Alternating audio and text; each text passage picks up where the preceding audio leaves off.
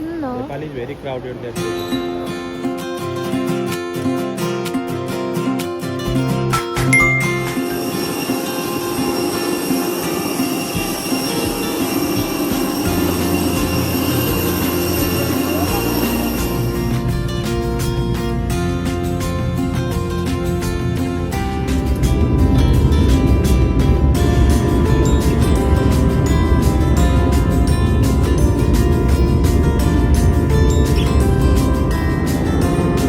Sa first flight, sa window seat na ako.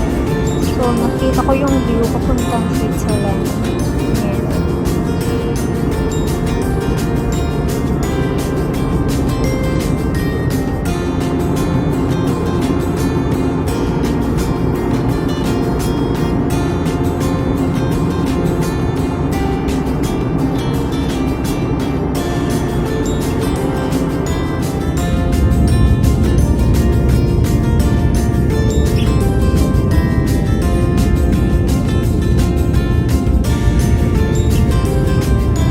So, ang ganda lang talaga. Puro green ang nakikita ko. Oh my God.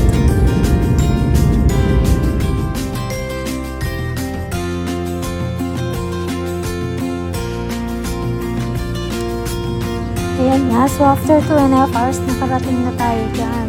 So, pasyal-pasyal muna tayo.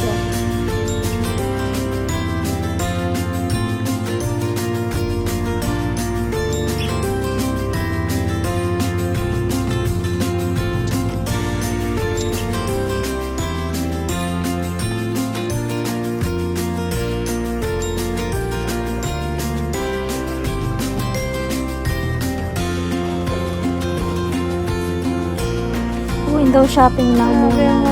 Masyadong mahal dyan.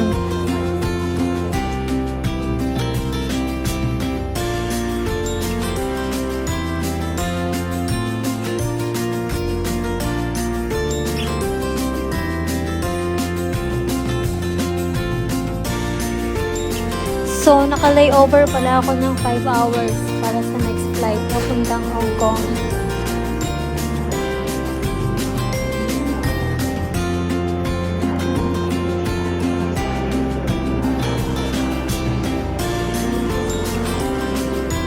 Ayan na nga, pa-boarding na.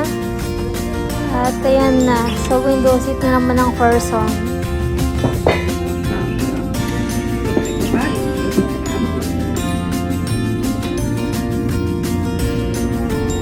Switzerland to Hong Kong, 12 hours flight.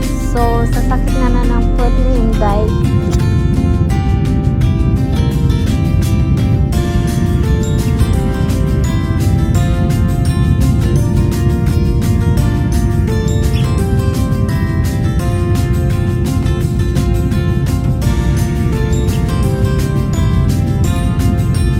Goodbye muna mga mare. Tsari.